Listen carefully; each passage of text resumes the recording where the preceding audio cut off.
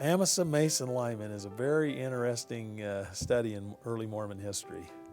He covers a pretty broad spectrum of the 19th century.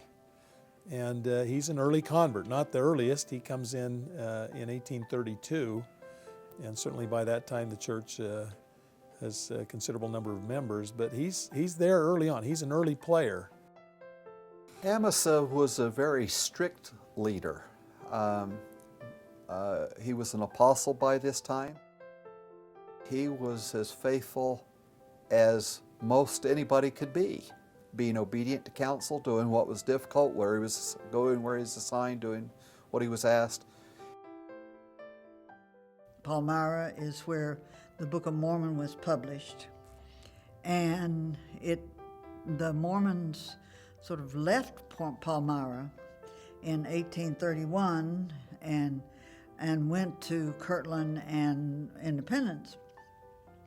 And they didn't go back for almost 100 years. I began to think about the importance of the Book of Mormon and its appeal in Western New York.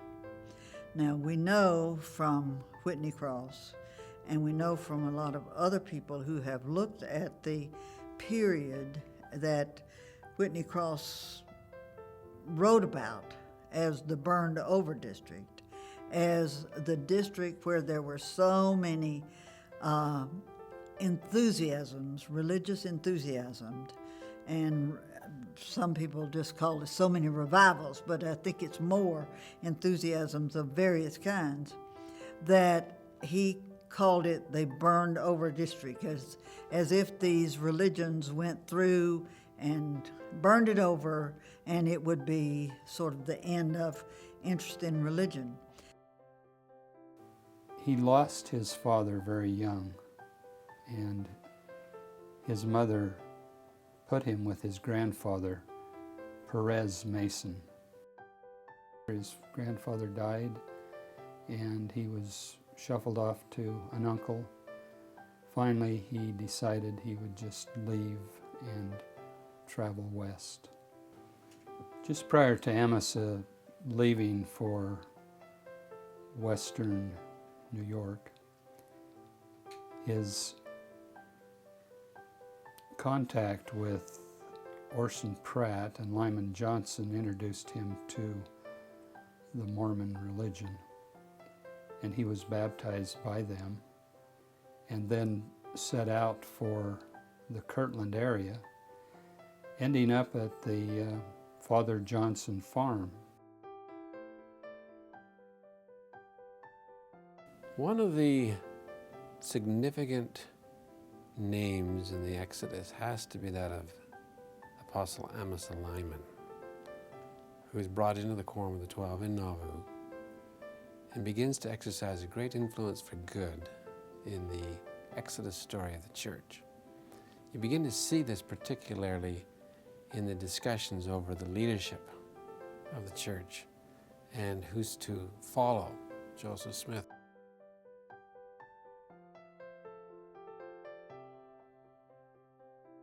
Amasa Lyman gives a classic discourse on who to follow as to the leadership of the church. One thing we know is that at a certain point in 1842, when Joseph had found a vacancy in the Quorum of the 12, he called Amasa to that position, ordained him an apostle. So that shows some degree of confidence. He'd been very faithful, gone on innumerable missions, and why not? He's eloquent, speaks well, and though he's unlearned, he still had a lot of influence. So Joseph called him, but it was one of those callings that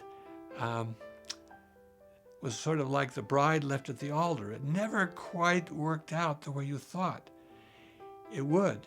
He was called when Orson Pratt was going through a very difficult time, and it looked like he might leave the church, leaving a vacancy in the Quorum of the 12. And Amasa was called and ordained at that moment. But then Orson Pratt good-hearted man that he was, saw the error of his ways and came back. And so Amasa's place was occupied, and he became the 13th apostle, as Brigham Young later called him. And Joseph didn't quite know what to do with it, and he suggested to the brethren, well, maybe I'll put him in the first presidency to give him place. But that never quite worked out either. He sort of was on the verge of being in the first presidency when Joseph got impatient with Sidney Rigdon.